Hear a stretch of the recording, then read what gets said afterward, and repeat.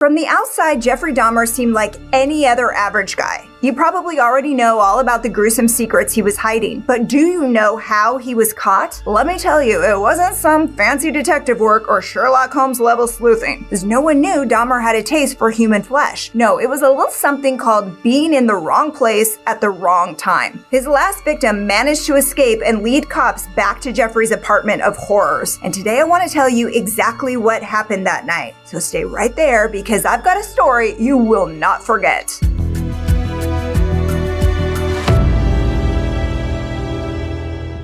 When Jeffrey Dahmer was finally caught, he admitted he was planning to build a shrine in his apartment using his victims' remains. He even drew this sketch of the altar, complete with labels where 10 different painted skulls, whole skeletons, and incense would be displayed on and around a black table. Here is the chilling reason why he was building it. As a sort of memorial, a point where I could, I don't know. It's so bizarre and strange, it's hard to describe. A place where I could collect my thoughts.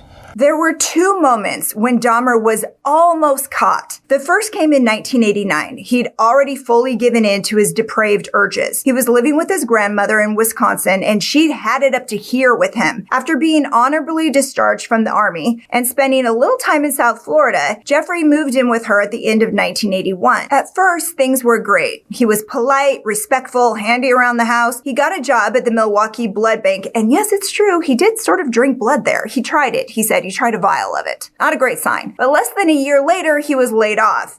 For the next 2 years, he lived on his grandmother's money. Now, this did not go over too well. It wasn't just that he was out of work. He was also breaking her house rules. He was drinking a lot, smoking even more, looking at pornography, bringing strange men back to his room at all hours. Of course, she didn't realize that some of those men never left, but she knew enough about his bad habits to want him out. In 1988, she finally kicked him to the curb. Well, Dahmer moved into his own apartment and wasted no time pursuing his fantasies. 2 days later, he lured a 13-year-old boy back to his place with the promise of $50 in exchange for some pictures. The boy was drugged and fondled, but he managed to escape. Dahmer pleaded guilty to second-degree sexual assault. He was sentenced to 8 years in prison, but he got out after less than a year. Then he moved back in with his grandmother. With Jeffrey back in the house, she put her foot down on his bad behavior with a call to his father, Lionel, complaining about the pornography Jeff left lying around. So Lionel paid his son a visit, and that led to the infamous box incident. But listen to Dahmer tell you about it himself. I had a box in my bedroom closet, and it contained the mummified head and genitals of a young man I met in one of the bars down in Milwaukee. And it was a locked metal box. My dad one week came to visit and happened to see it, and he was wondering what was in it. He didn't know. Nobody knew. I told him it was pornography, some magazines. And he wasn't satisfied with that answer. We got into a bit of an argument because I wouldn't open it up. He took the locked box down to the basement and was about to smash it open. Lionel came within seconds of finding the remains of Anthony Sears. The 26-year-old was dismembered in Grandma's bathtub, but Dahmer didn't want to let him go. He soaked his head and genitals in acetone and kept them in the box. It was Lionel himself who first taught his son how to preserve bones. Even as a kid, Dahmer was fascinated by skeletons and bones. One day he asked his father, who worked as a research chemist, about preserving animal remains. Well, Lionel was thrilled. His quiet son seemed to be interested in science, so he showed him how to bleach the bones. The two of them bonded over dead rats they'd find under the house. Their bones piled up in a plastic pail that the family affectionately called Jeff's fiddlesticks. But little Jeff wasn't satisfied with dead rodents. In biology class, we had the usual dissection of fetal pigs, and I took the remains of that home and kept the skeleton of it, and I just started branching out. Dogs, cats. I suppose it could have turned into a normal hobby like taxidermy, but it didn't. It veered off into... Around that same time, he tried taking his first human victim. Now, he'd become obsessed with a male jogger, so one day he took a baseball bat and hid in some bushes along the guy's route, thinking this was going to be it, his first kill. But according to the prison psychiatrist, the guy didn't go jogging that day, and that just proves that being lazy can save your life. Unfortunately, Dahmer didn't give up. His killing spree continued until May 1991, when he met 14-year-old Konarak Synthesomboom at the mall. Coincidentally, that was the same way he met Konarak's brother 2 years earlier. He was the 13-year-old that got away. Sadly, Konarak would not be so lucky. He agreed to go back to Dahmer's apartment. He thought he was going to earn some money posing for a few pictures, but the infamous serial killer had something much more sinister in mind. He drugged the 14-year-old, raped him, then drilled a hole into his skull and poured acid into it to turn him into a zombie. Dahmer had this fantasy about creating submissive sex slaves that he could keep with him always and control. In a video deposition for a civil lawsuit that Konarak's family filed, Dahmer talked about what happened next. He was on the couch, lying down with the drilling technique had already been applied, and I thought... So Dahmer popped out for more beer while Konarak slept. While he was gone, his victim got out of the apartment and almost got away. A girl passing by saw the naked, bleeding boy and called 911. Okay, hi, I'm on 25th and State, and this is young man. He is butt naked. He has been beaten up. He is very bruised up. He can't stand. He's study fall out. He is butt naked. He has no clothes on. He was really hurt. And I ain't got no quarter on him. I just seen him, and he needs some help. Where is he at? On 25th and State, the corner of 25th and State. But just as the police got there, so did Dahmer. It is hard to believe what Dahmer managed to pull off next. I saw him sitting on the sidewalk. Two girls were with him. They called the police. They had to think of the story quickly. They told him he was a friend. He gets drunk. He was not wanting to go back, so one officer grabbed him by this arm, another officer grabbed him on the other arm, and they walked him up to the apartment. And they left. That's when I gave the second kick. Right away? How long did it take from the guy? And that was immediate. He convinced them that 14-year-old Konarak was actually 19. When the officers escorted him back to his apartment, he must have thought it was all over. You see, Konarak was not the only victim in the apartment at the time. Tony Hughes lay dead in the bedroom. Now, Tony was a 31-year-old aspiring model when he met Dahmer just 2 days earlier. He died after Dahmer tried his drilling technique on him. But even though the apartment smelled like literal death, the officers bought Dahmer's story and left the bleeding, naked boy alone with him. Intoxicated Asian naked male was returned to his sober boyfriend, and we're tonight.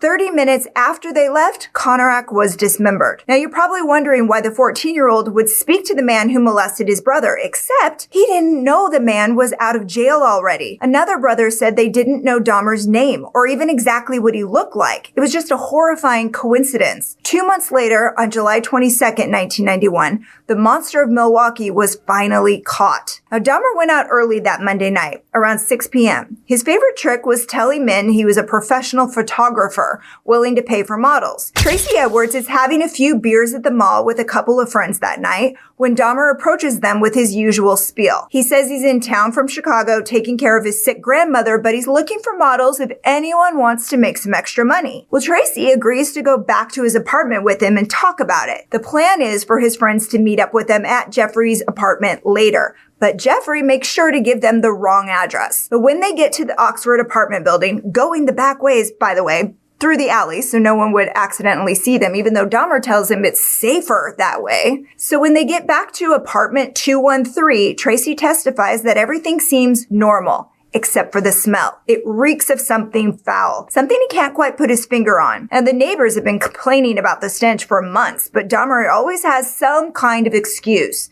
His freezer broke, all his meat spoiled, his fish died, he needs to get rid of the tank. This time, Jeffrey tells him it's a broken sewer pipe. Building maintenance will take care of it. Now, at this point, Tracy is not afraid, not even when he spots boxes of acid in the living room. It's for cleaning bricks, Dahmer tells him. The two of them sit down on the couch and have a drink. So Tracy's still deciding whether or not he wants to actually pose. So they're kind of chatting about that and other random things, just, having a conversation. And Dahmer is still acting completely normal.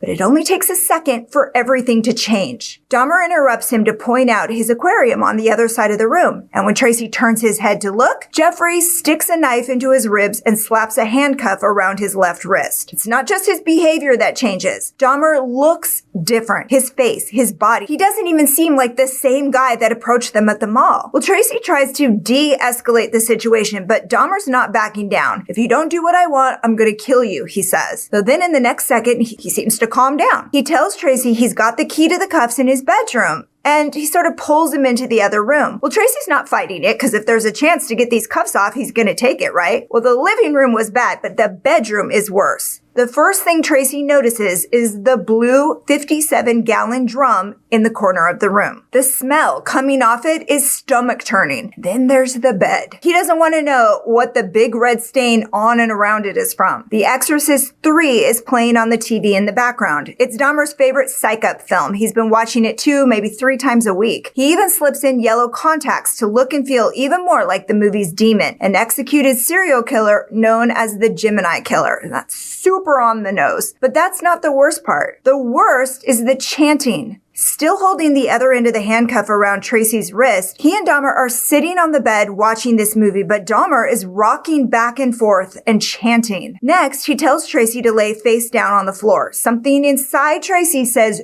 "Do not do that." So he lays on his side. Well, Jeffrey sort of lays across him with his head on Tracy's chest and the knife now against his genitals. Now, if that was any other couple at any other time and place, it might have been loving, but this isn't that time or place. Jeffrey tells him he's going to eat his heart. Thinking fast, Tracy asks to use the bathroom, and Dahmer escorts him in and stands behind him, still holding the handcuff while he goes. For the next 4 hours, Dahmer has more mood swings than a teenage girl. Tracy testifies about his silence 1 minute, then the next he's talking about work, the next he's aggressive. Now, through it all, Tracy's just trying to survive by, being friendly, keeping calm. If the choice is flee, fight, or fawn, Tracy's all about fawn and then wait to flee and fight. He's waiting for his moment, and it comes around 11:30 that night. He asks to sit in the living room where the air conditioner is. He says, "Let's have a beer. I want a beer." Then he asks to go to the bathroom. This time, Dahmer doesn't try to follow him. So this is it. It's time. Tracy gets up like he's going to go use the bathroom, but instead he punches Dahmer and runs out the front door. The next thing he knows, he's on the street corner flagging down 2 Milwaukee police officers, Robert Routh and Rolf Mueller. He's waving his handcuffs saying some freak kidnapped him, and he leads them back to apartment 213. But nothing could have prepared them for what they find inside. Jeff opens the door just as calm as you please, and he says, "Yes, I put the handcuffs on Tracy," but then he kind of tries to explain it away like he's done before, and he implies they're having some kind of lover spat, and he points the officers toward the handcuff key on his bedroom dresser. Now, in the bedroom, Officer Mueller spots a knife peeking out from under the bed. Then he sees the Polaroids of dismembered bodies in an open dresser drawer. When he walks back into the living room, he's got some in his hand. There were 74 in total. 74! Says, "These are for real," he says to his partner. When Jeff sees what he's holding, he tries to make a break for it, but the officers take him down and call for backup.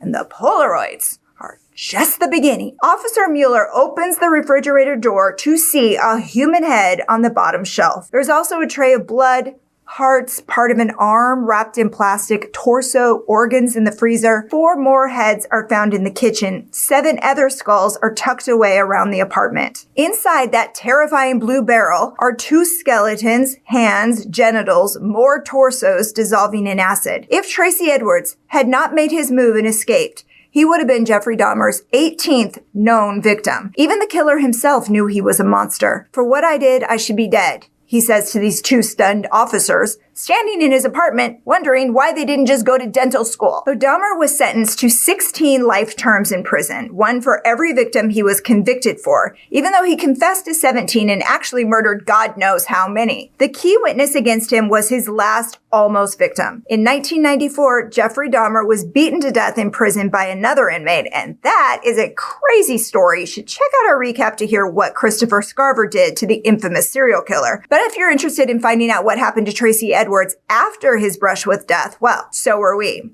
Sadly, Tracy's life was saved, but he was never the same. With the notoriety surrounding Dahmer and the trial, Tracy's name and face were in papers around the country. And it turns out he was wanted in Mississippi for the sexual assault of a 14-year-old girl. Police extradited him back there to charge him with the crime. When he got back to Milwaukee, he sued the police for $5 million for not catching Dahmer sooner, especially since, they almost had him when Conorak escaped. But his lawsuit was thrown out. He turned to drugs and alcohol to escape the trauma, but that made it hard to hold down a job. And for years, he drifted in and out of homeless shelters and jail. Then, 20 years later, he was arrested for murder. On July 26, 2011, when he was 52, he allegedly helped throw a man to his death off a Milwaukee bridge. Although others say he was actually trying to pull the guy back up, not toss him off. But he pleaded guilty to aiding a felon, and he served a little less than 2 years in prison. When he got out, he disappeared from the public eye, and where he is and what he's doing today is unknown. Sad ending for such a brave guy. Thanks for watching. And don't forget to check out that story about how Dahmer got killed. It's nuts. And that's your recap. Thanks for hanging out with us today. If you like getting all the crime in half the time, go ahead and tap that subscribe button and the bell so you never miss a story. We're here Wednesdays, Saturdays, and Sundays, but don't go away. Catch up on more recaps right here, right now. Until next time, take care.